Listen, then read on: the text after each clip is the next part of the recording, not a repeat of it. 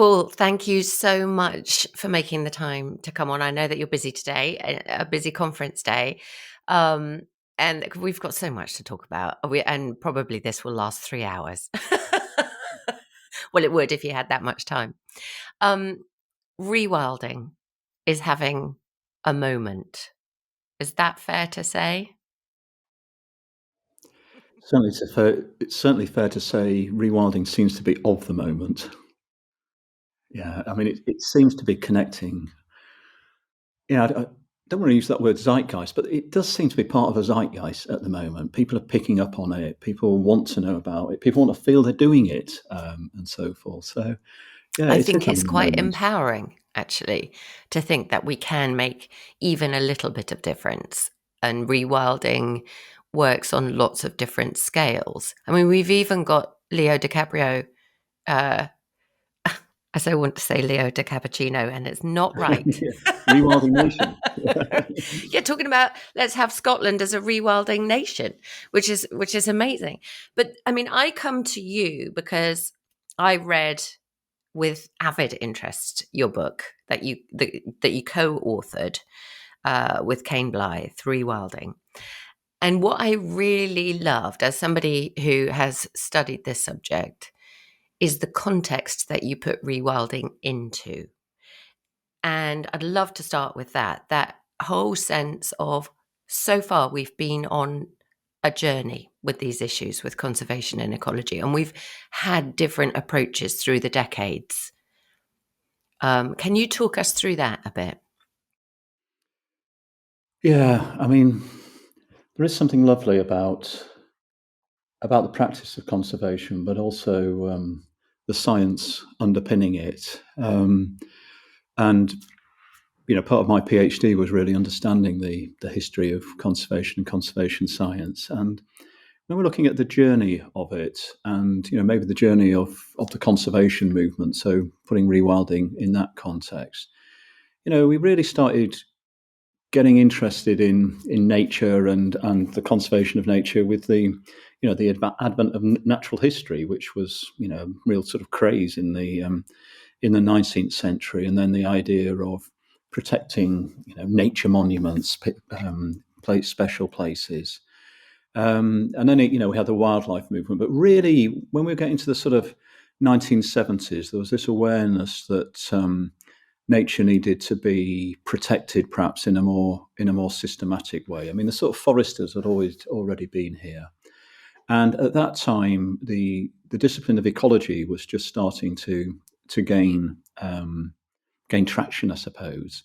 And as this legislation was starting to come in, the early nature protection laws, around about the 60s, 70s, they needed a scientific footing. So they brought in ecology.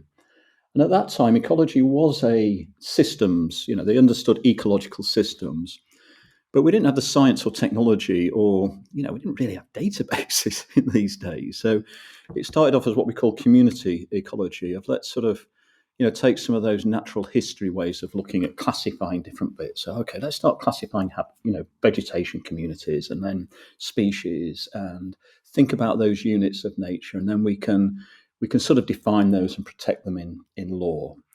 And out of this grew what we call the biodiversity regime, or a protective regime. So if we can classify bits of nature, we can then protect it, we can manage them, and we can codify them in law. So and that's what we needed.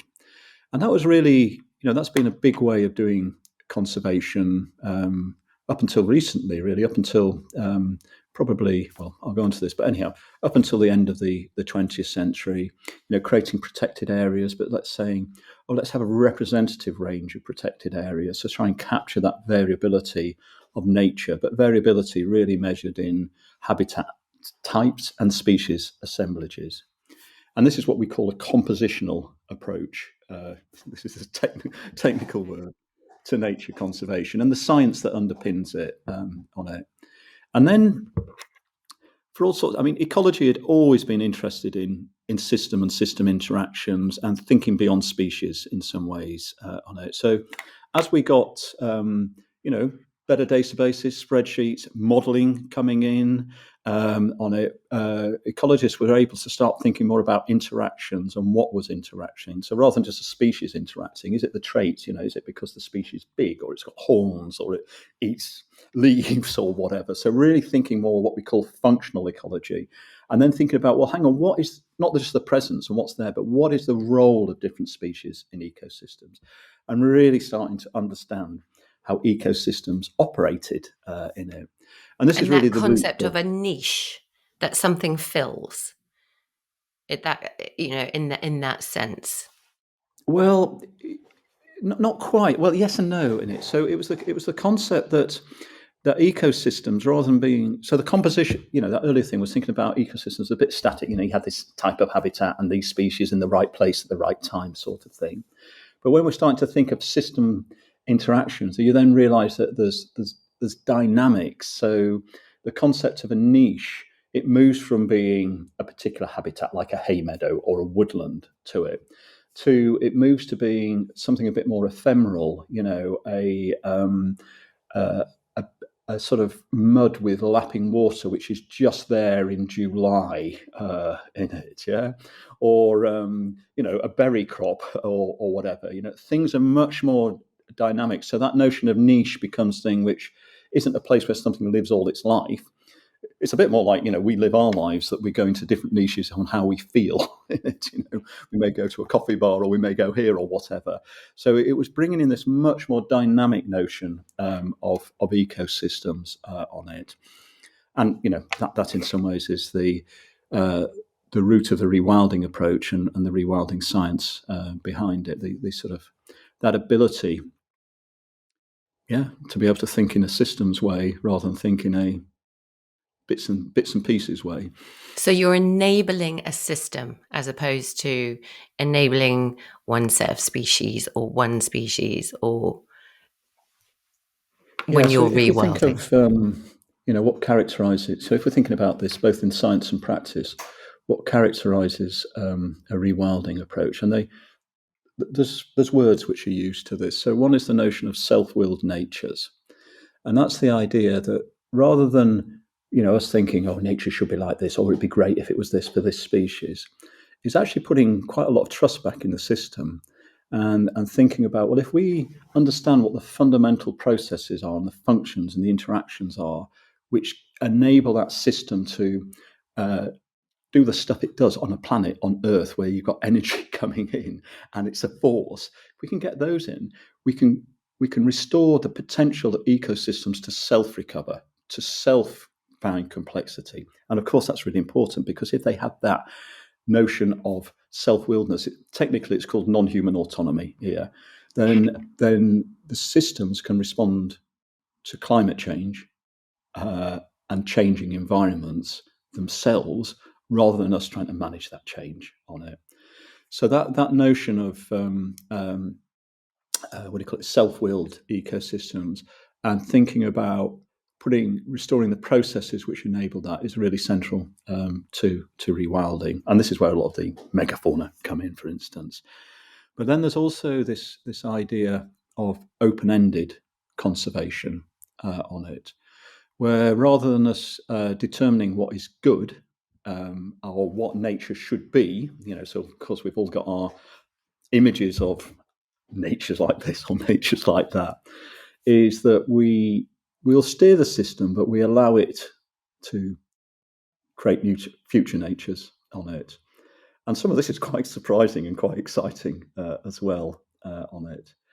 So yeah, those sort of working with systems and trusting the systems, and we call it stepping back a little bit and letting nature take the lead, rather than our perceptions on what nature should or might be taking the lead so much. Our and what blew my mind slightly was our I think you call it baselines Ah, yeah. and that kind of ties in with what you're saying about what nature should be. I look outside and I see all these fields and hedgerows, which are great, and I think, really, that should all be forest. That, if we hadn't been here, that would all be woodland. Would it? And this is the idea of shifting baselines of it depends. I love what you wrote about it. It depends when we look at, like, are we looking post-industrial revolution, pre-industrial revolution, or even decades or thousands of years before that? Because obviously the earth is dynamic, and we've had ice ages before, and we've never had change at this rate. That's what we've done. Climate change at this rate is what we've increased the rate hugely, and that's obviously problematic. But what's interesting is that, can you explain a little bit more about where do we put our baseline then? Where do we say this is possibly what it should be like, and this is what we're going to let it be like? Yeah, I'm really glad you picked up on baselines, because it's actually fundamental to the whole thing. And, rewilding science and the rewilding movement, like any good science and movement, I don't know whether the word borrows, right, takes inspiration, inputs from other areas. So the so-called shifting baseline syndrome, it was actually framed in marine resource management, fisheries management, and by a guy called Paulie, who said, look, when we're doing models for sustainable catches, how do we know what sustainable is? And then, every new generation of fisheries managers, they think, what they were trained at university is the baseline. So they Yeah. take it from that. So So the idea that, in our nostalgic way as well, we tend towards nostalgia, don't we? I'll look back and go, oh, the kind of era when a farmer had a cart and horses, or maybe when I was little or when my mum was little. I'm looking for a recognizable baseline, and we all do it, right? yeah, it's naturally. I mean, it's interesting because I'm a birder, and I actually feel it now. So, I was birding in my youth. It was in the 70s, and there was loads of songbirds, and I'd go out and I'd see loads of things, And now I go out and I don't see much on it, and that hurts me. But my daughters who are coming, when they come out with me, they're just, oh, it's great, Dad, isn't it? Because It's they new didn't to see it them. before. So Yeah. So and that's the so idea of when shifting baselines, isn't it? Each this is the generation. fundamental idea on it. So let's now take that into conservation and rewilding science. Um, so there was always assumed baselines in there. So, and there was when we're thinking of, what are we trying to conserve, or what do we want to restore to? So generally in places like North America, there's always this baseline of, it was all great before the Europeans arrived on it. And so our baseline is 400 years ago on it. And then in Europe, it was like, oh, it was all great before the Industrial Revolution. So it's a sort of 1850 baseline. So these were what we're working to. And then I think it was really coming through in the 1980s, and it was coming through from a number of directions. There was this awareness and the ability to not only imagine but actually evidence different baselines, and have this sort of longer term picture of ecosystems on it. And part of this came from just ecologists, conservationists working, traveling quite a lot, comparing different things, and thinking, actually, I think Europe might have once been like that on it. Or, you go to Scotland and then you go to Alaska and you think, not that I've done that, but people did that. You're thinking, hang on, Scotland and Alaska, it's the same latitude, it's the same system on it. Wow, look at Alaska and look at Scotland. So why are we taking an 1850 baseline for Scotland? Why don't we take a longer baseline for it? So there was that. I suppose that questioning of these assumed baselines by conservationists and ecologists who were traveling a lot and working, in different continents. But then there was this really big advance in the area of what's called long-term ecology or paleoecology, where, in terms of understanding past ecosystems, we had carbon dating, which isn't that old, sort of 40s or 50s. Then, oh yeah, actually we can, pollen survives over, centuries and that, and okay, we can do pollen analysis. But of course, the pollen that survives is the pollen of trees. It's the harder, bigger pollen Yeah. on it. I mean, you're talking And about out of putting a that, core down into the yeah, earth, your taking a pollen. core sample and pulling it Yeah, back up and going, oh, well, 200 years ago, these plants, we can see the pollen, we know they were here. yeah. So yeah, I mean, it is columns. For people listening, that you find find damp, marshy places where the sediments have built up over the decades, and you can date those Yeah. partly through carbon dating, and then you can find out what pollens at different layers on it.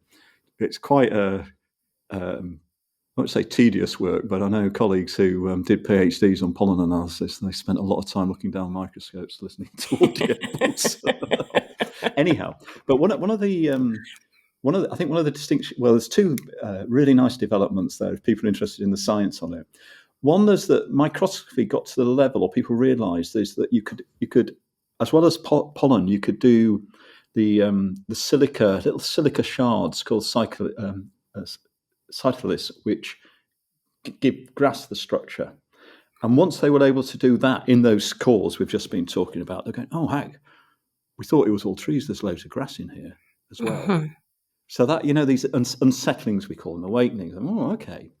And then ancient DNA has started coming in. And ancient DNA, I mean, it's just amazing what it's starting to tell us on things. And really opening up that actually not that long ago, 10,000 years ago, our ecosystems, megafauna wasn't just Africa; it was all over the place on it, and then that fitted into the more of this functional ecology and sort of starting to really understand system dynamics, and then really the rewilding early, a lot of them were the Dutch rewilding, proponents in the 1980s. They were just saying, well, look. Why don't we just reset expectations? Why don't we just try taking inspiration from a much older baseline and see what happens? And Um, so that idea was that there were more grasslands than we thought. Is that right? yeah, that's basically the idea, and this is, I can get a bit enthusiastic, but I must say the science of ecology and rewilding is so lovely because you get, and I think No, the other thing to we say, are completely permitted to nerd out on this it's, podcast. I just want to take a slight tangent because it's really nice sometimes to think about the influences. So partly at this time, why did rewilding? I've often asked why has rewilding emerged now? Why didn't it emerge 20 years down the line or 20 years ahead on it? But of course, because of climate change on this, we we were getting into climate models and we were starting to think of earth systems and modeling earth systems, the interaction between climate and what have you. So at this time we were really, there was also this thing, oh, hang on, how did the ecosystem work and what was that old system on it? So that's sort of getting into planetary systems as well. And then that gets you into geology. And then you get into stuff we'd always known about, or not always, but plate tectonics and all of that era of the Earth. And then you start realizing that 40 to 80,000 years ago, that the Earth was going through, might be a bit longer than that. Sorry if I can't quite remember all the dates. But the Earth was going through this real period of loads of volcanoes, sort of plates. The plates were really mobile on it, and because of this, there was huge scale natural disturbance. And what trees are great in stable environments, but they're sticks standing up, and if they wobble too much, they fall over. What comes in? Grasslands. As the grasslands expanded, all of the little mammals which had survived the asteroid hit from which wiped out the dinosaurs, they were already grazers on it and browsers, and they came out of those forests into these grasslands, and then they started evolving into megafaunas, and that's what took us into this modern ecosystems where Right, talk the to me. meg- What is for those that don't know megafauna? What do you mean yeah, by that? sorry, This is exciting. This is the exciting stuff, isn't it? yeah, this is so we all know megafauna because we've all seen well, I hope everybody's seen a cow on it. So when we call it, the definition of megafauna is anything over 40 kilograms. So it's all the stuff bigger than a fox, Which basically. even I thought it was bigger than that. I'm thinking Yeah. So mammoths and well, bison. hang on. Yeah. So the megafauna of that era, and it was amazing. Was, yeah. So we got the biggest stuff was, of course, um, the elephants, the proboscids, the trunked animals, and basically, when they came out, so there's different strategies. So when they came out of the forest as things which were about the size of a pig, they had this trunk, and basically with that they could just become bulk feeders on grass, because we don't eat grass because it's really hard to eat because it has all that silica in it, and they were just basically getting bigger and bigger so they could just have a big through flow of it. So that's one form of megafauna. The other one is the ones we know, which is the horses, the equids on it, and they evolved a different strategy. So just for some reason that they had dentition which grew all the time, so they could allow, they could just grow it so the silica went down, and then they could break up the grass so to get nutrients out of it. Then we had the cattle, and they had a pre-evolved, so they could ruminate a little bit. So then that evolved, and then you get the big guts, and you basically ferment it or whatever. And then we have the deer, which are the browsers on it. So there was these sort of sets. So that's what we call the megafauna. And then of course we had the predators, the big predators, which then got bigger, so they could deal with this lot. And of course, people will be, anybody who's watched an African wildlife film or been there, had the privilege to go there, will get a sense of that. The giraffes and the antelopes and the bison and the lions and tigers. So that's the megafauna. And the key insight, I think, and it's still is that what those megafauna did is that they stopped the grasslands being recolonized by trees. So there's always this sort of dynamic going on between the woody vegetation wanting to grow everywhere, and they can't deal with, basically they can't deal with a lot of disturbance. But as during that period of high disturbance, the megafauna evolved, and then when they got big, they could become a disturbance factor on the trees. An elephant can push one down. Yeah, Right. a bison can smash through things, and then of course the woody vegetation started trying to bite back with thorny vegetation. This is why we have scrubs and hedgerows. So you can just see that dynamic going. And the real insight of the early rewilders is that we'd structured out that dynamic interaction between herbivores, grass, and woody vegetation, putting it simply. What do you And mean what we'd would happen if structured we it put that out? back? What does that mean? Yeah, sorry for that. So when, yeah. So when you think of the European landscapes, basically, it's good to think of it is that we have our ploughed fields, we have our pastures, and we have our woodlands. Yeah, up until probably, I mean, there's still some. The New Forest is the closest where we can still see this, but up until 13th or 14th century, a lot of those were still all interacting on it. But because obviously we're getting into agricultural production, timber production for our sailing ships and railways, we structured the landscape. We divided it into its components on it. And then that interaction between the megafauna, we basically domesticated them. We wiped them out or domesticated them, and then the cows go on the pastures with fences around them. The horses go in the paddocks with fences around them, and you haven't got that interaction. Not totally. I mean, there are areas in Europe where you can still find those interactions, and of course those became what do you call it? Almost places of design inspiration for the rewilders in terms of thinking about how you might bring these systems back together. And then not only that, but we started mucking about with the grasses themselves. Yeah, Really big time. absolutely. Yeah, yeah. I um, mean, yeah, yeah. So, I mean, from bioengineering for maximum production to just planting single grasses and allowing those to take over, wheat as a grass, all of those things. So we've mucked about with the whole system, really.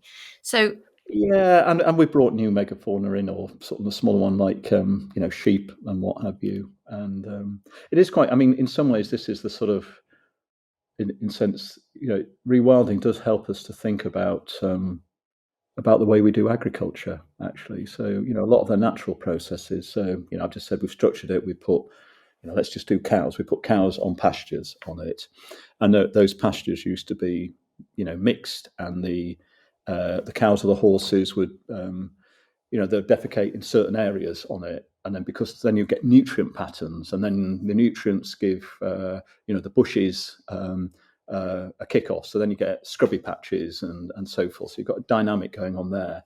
But in our agricultural systems, we'll perhaps put the cows in sheds, pick up their slurry, and then spread it evenly across a field.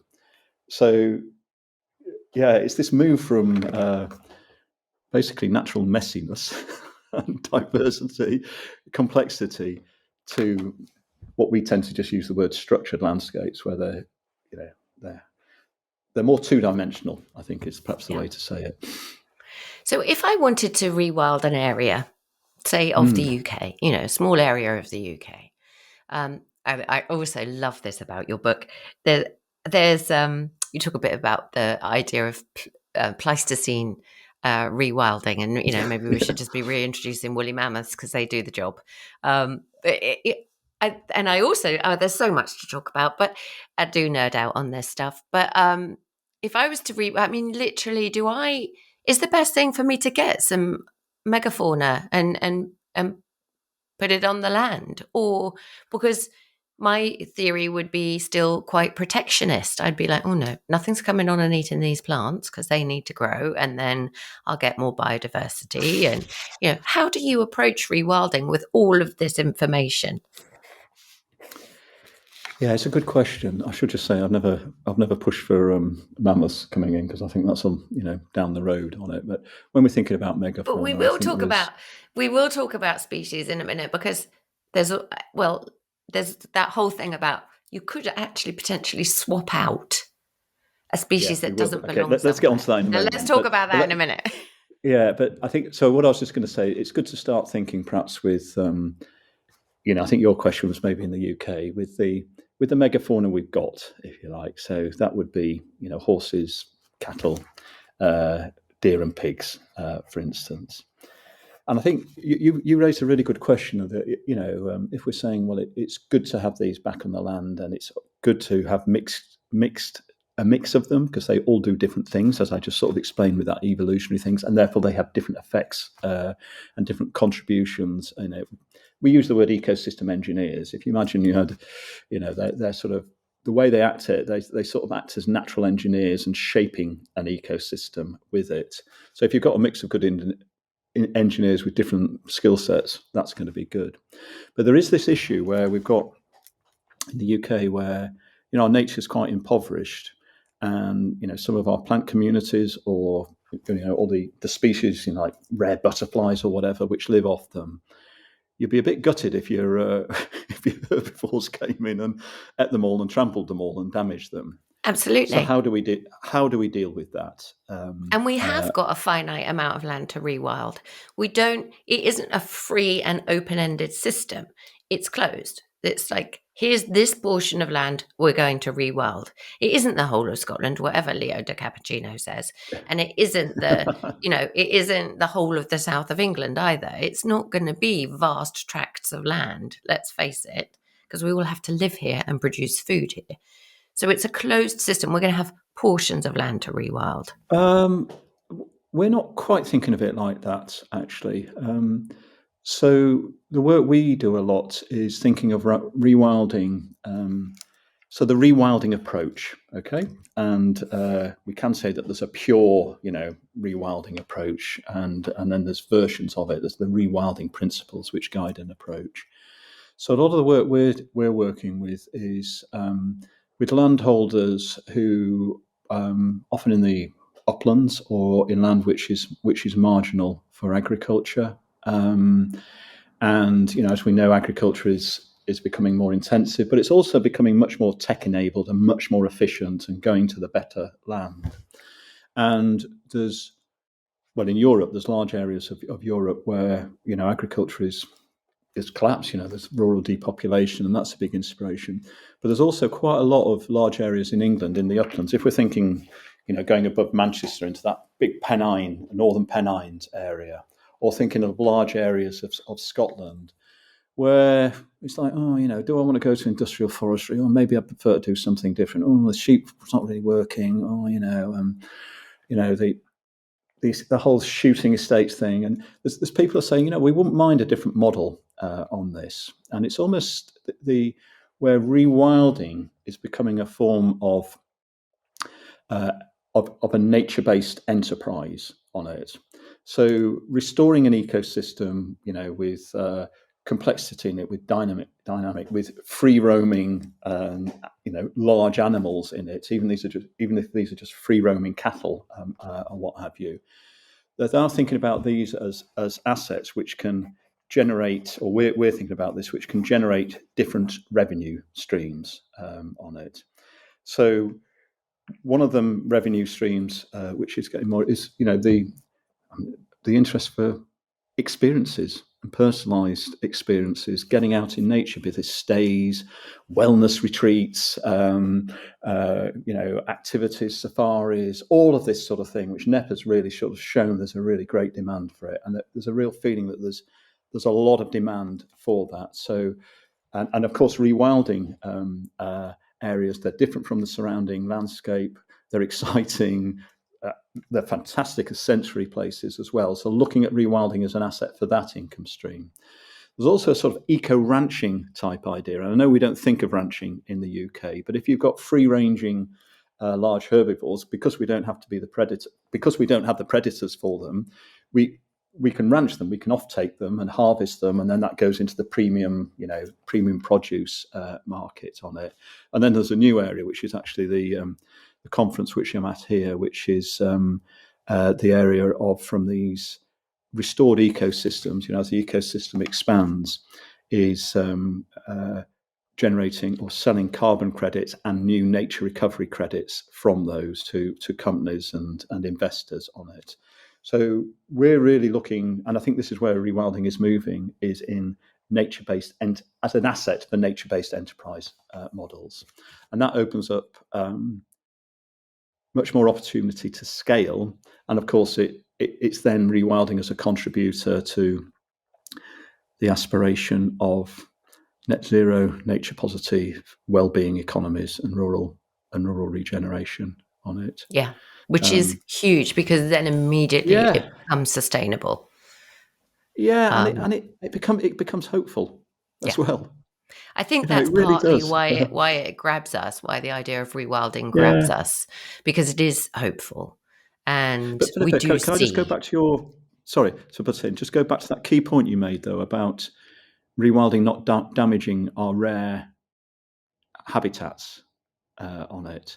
So we're very much an advocate that rewilding, we've got this, if you like, established way of doing it, of protecting the rare and the special habitats, that compositional approach, so like a triple SI, and that rewilding shouldn't be going over that, because we've got to rethink of those places now as our, what do you call it? There are sources, there are recovery pools for species, plant species, butterfly species, insect species, to recolonize these rewilding areas.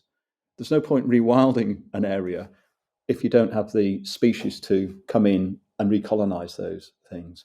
So I think there is a real need to protect those special places on it still, using the old, not the established way of doing it, and thinking how we bring them together. And that might even be fencing them off in a rewilding area and manage, you can mix and match a little bit if they're in a rewilding area. So sorry to butt in. I just wanted to sort of go That's back to right. that No, really that makes important sense. point you made earlier, because it's not saying that there is a worry that people say, oh, it's the latest idea, rewilding, we're going to throw out all of the good that's been done. And it's really seen as a complementary approach to all the good work which has been being done, over the decades and centuries.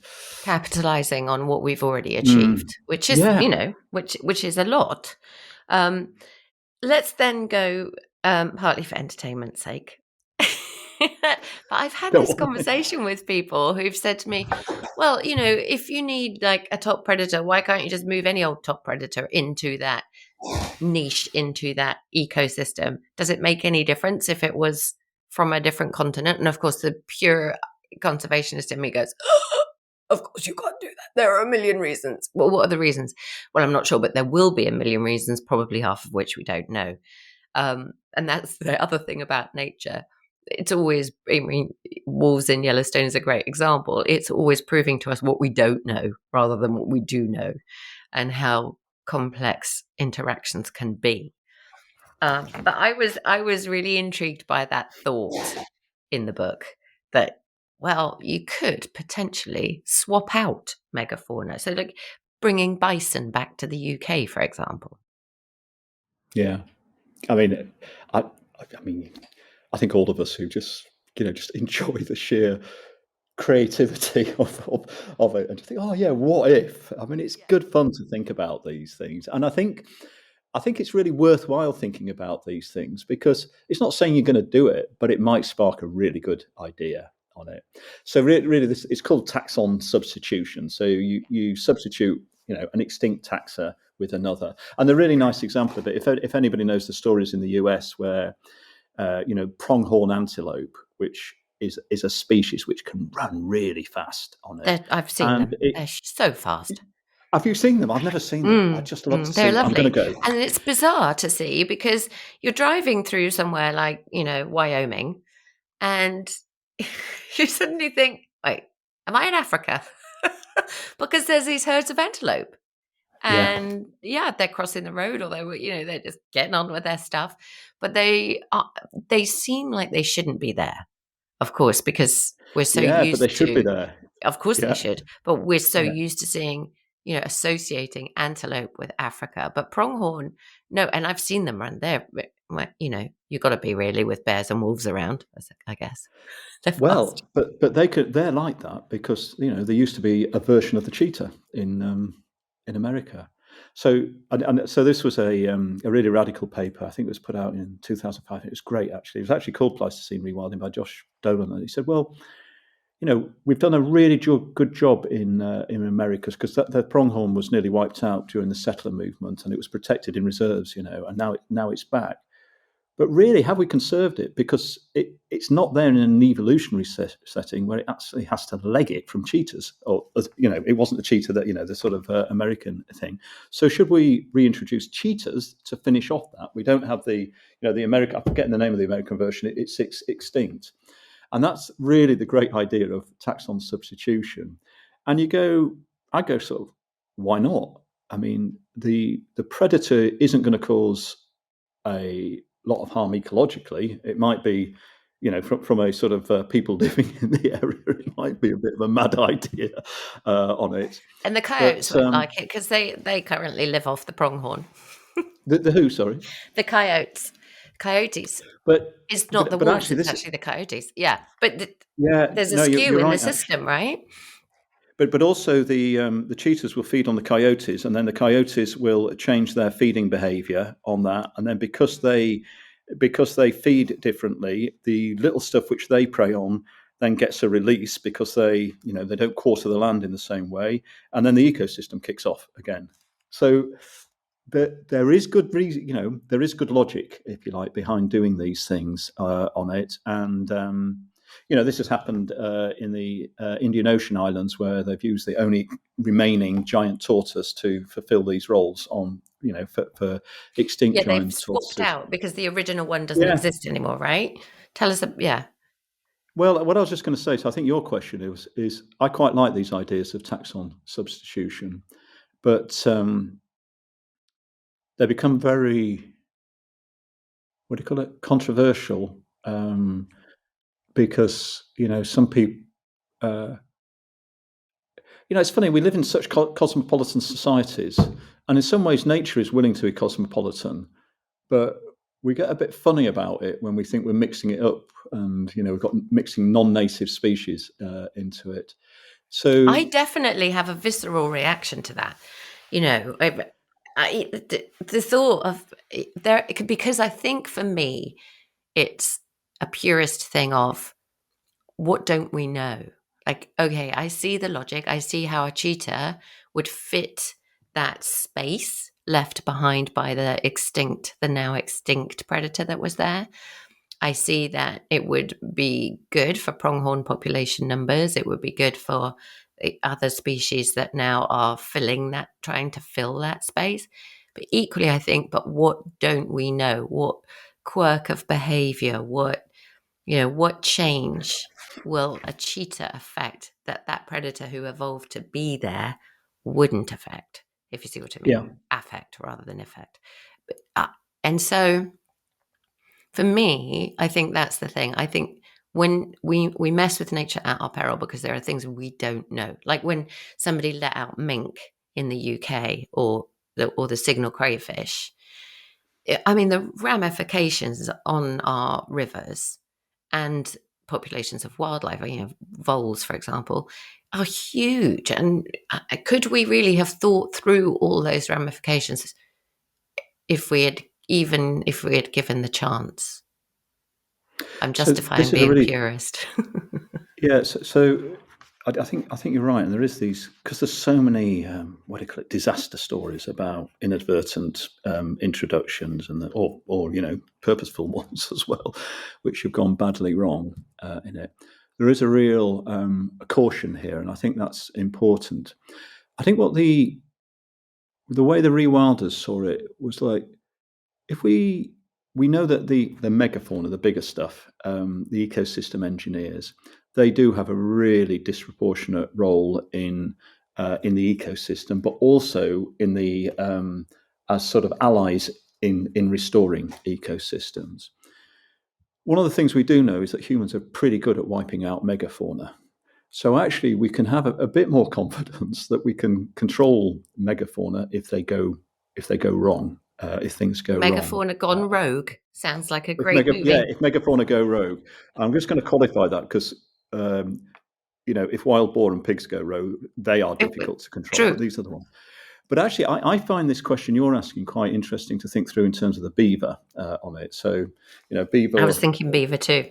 yeah, and then it comes down to national confidence and psyche, I think. So if we look at beaver was pretty much wiped out across Europe on it. Nearly most countries in Europe have restored beaver and the free roaming and and they were doing it in the 1980s and the 1990s on it.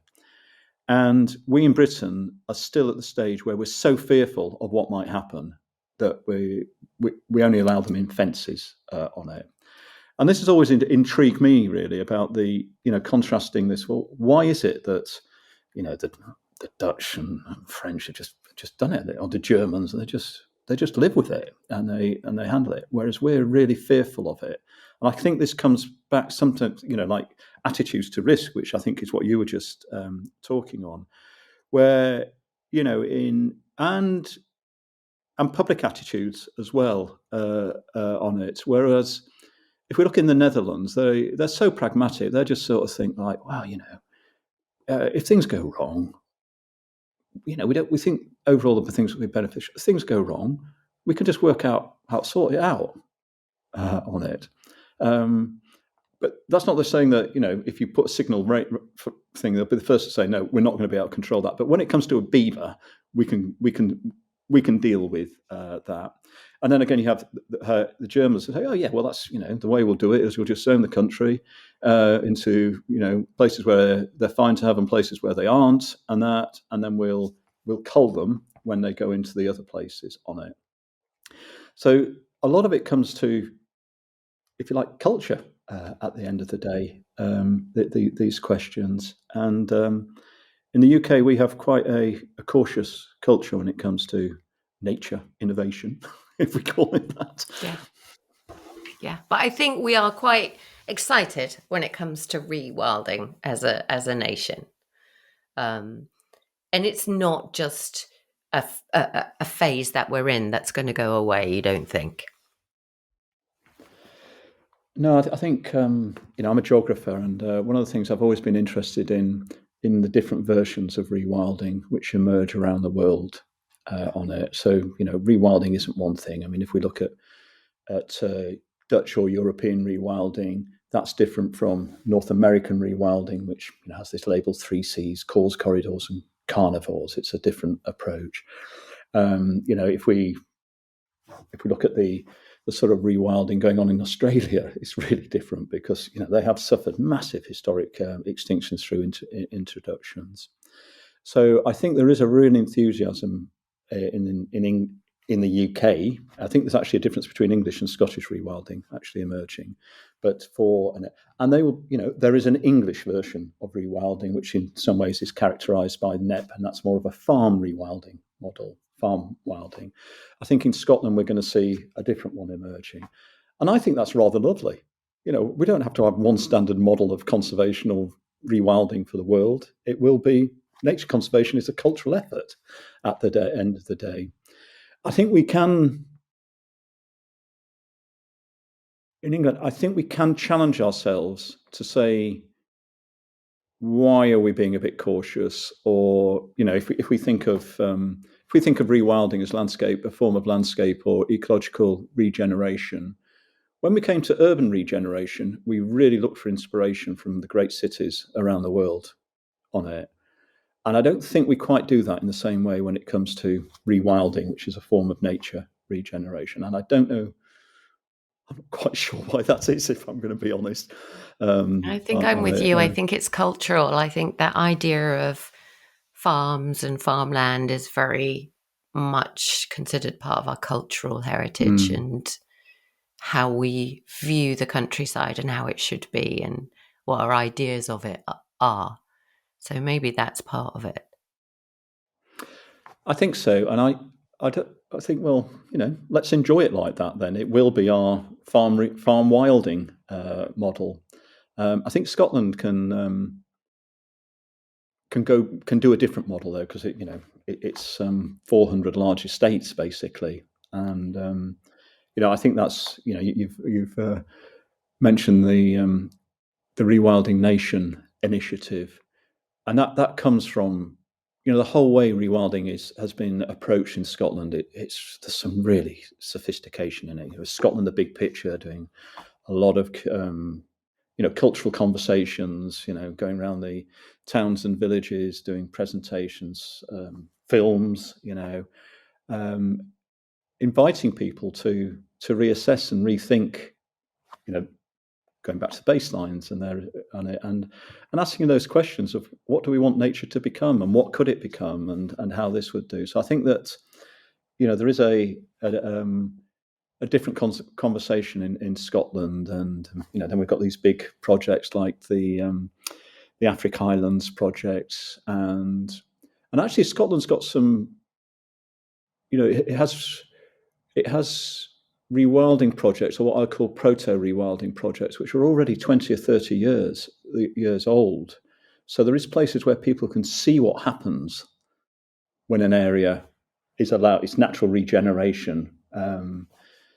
So I'm feeling we might see a Scottish approach to rewilding, which is a bit different from the English approach of this beauty of and what do you call it, heritage and appreciation of farms, countryside in that sense. It's exciting and constantly shifting and evolving itself as a science.